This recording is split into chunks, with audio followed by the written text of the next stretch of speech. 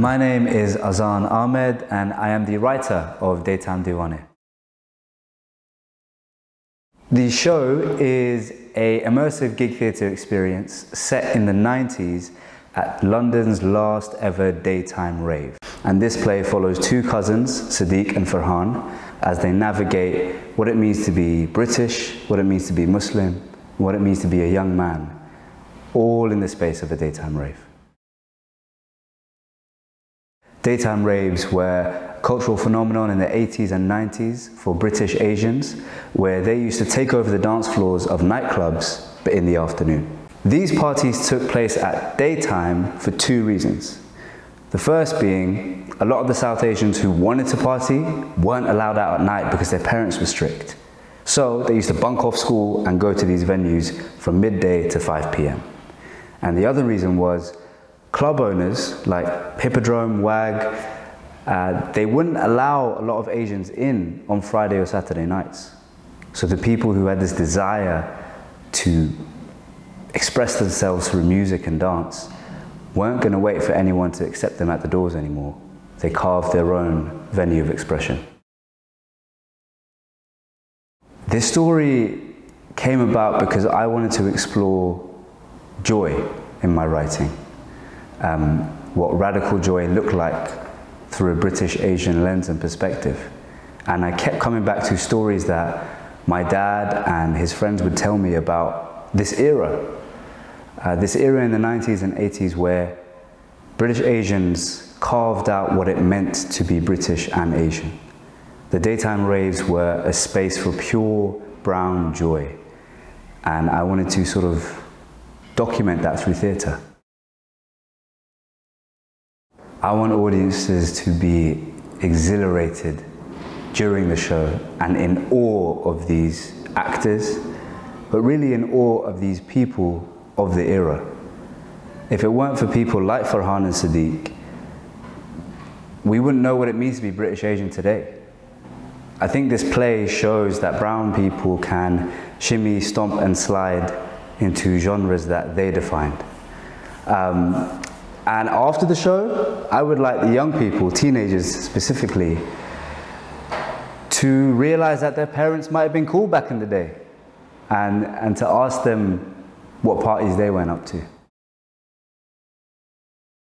The music is so integral to the piece. I devoured lots of interviews and articles from people like Bobby Friction and the original Daytimers crew from 20, 30 years ago.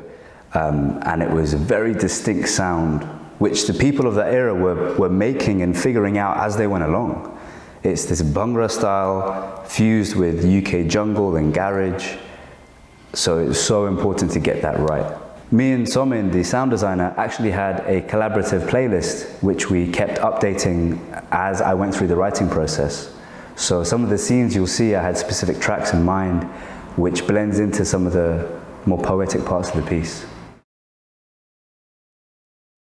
I'm most excited to see some of the dancing happen.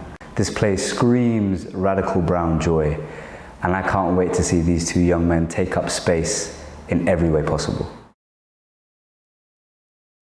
I think this piece really lends itself to an immersive style because we want to make the audience feel like they're at a piece of history that wasn't really documented. With the immersive space, you really get a sense of what these young men are going through. The masks they put out and how they present to the world, but also you're so close to them that you can hear their internal, intimate thoughts and their vulnerability. This is going to be the best night out you've ever had in a theatre. You're going to be dancing through an exhilarating, pumping soundtrack. You're going to be listening to a story that could be your uncle, your dad, or your auntie, and you're going to learn more about what it means to be British Asian. Radical brown joy. So I'm a poet, really, when it comes to writing. So how I process this world of the play was initially through verse. And I like to sort of use spoken word and poetry to bring out the internal world of the characters. So that was my first thing when creating Farhan and Sadiq. how do they really feel? I wrote them soliloquies. And after that, what I wanted to do in this play was map the journey of a daytimer, what you would experience in a daytimer, in the play.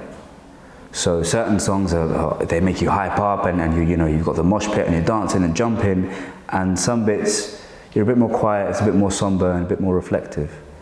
So I wanted to use the music to inform the writing. Look at the stories that are already in your life. Sometimes the best stories exist in your living room, and just tune into that.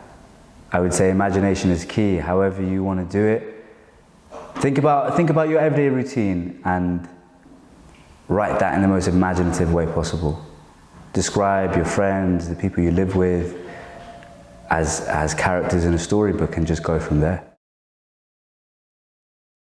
This play is a piece of British history which is often neglected and not seen, but nevertheless it's a story that needs to be felt. You'll feel it through the speakers, you'll feel it through the actors. This is the best party you'll ever have in a theatre.